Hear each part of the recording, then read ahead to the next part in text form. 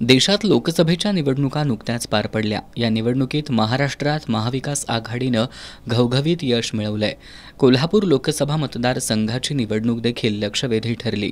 या निवडणुकीत महाविकास आघाडीकडून श्रीमंत शाहू महाराज तर महायुतीकडून प्राध्यापक संजय मंडलिक हे निवडणूक रिंगणात होते। प्राध्यापक संजय मंडलिक यांच्या प्रचारार्थ मुख्यमंत्री एकनाथ शिंदे यांनी तर कोल्हापुरातच तळ ठोकला होता। त्यांच्या उपस्थितीत झालेल्या एका दुचाकी रॅली दरम्यान बोलताना मुख्यमंत्री एकनाथ शिंदे यांनी आमदार सतेज पाटील यांना लक्ष्य करत त्यांना डिवचण्याचा प्रयत्न केला होता। यावेळी मुख्यमंत्र्यांनी खालच्या पातळीवर जाऊन टीका करताना घंटी वाजवण्याची अशोभनीय भाषा वापरली होती।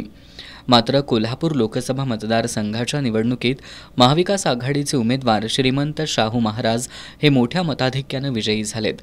त्यांच्या विजयात आमदार सतेज पाटील यांचा सिंहाचा वाटा होता।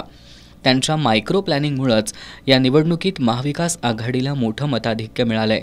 निवडणुकीचा निकाल लागून 2 दिवस उलटल्यानंतर काँग्रेसच्या कार्यकर्त्यांनी कोल्हापुरात दाभोळकर कॉर्नर चौकात भव्य पोस्टर उभारलंय। या पोस्टरवर आता कशी वाजली घंटी अशी विचारणा करत थेट मुख्यमंत्री एकनाथ शिंदे यांनी सतेज पाटलांवर केलेल्या टीकेला सडेतोड उत्तर दिलंय।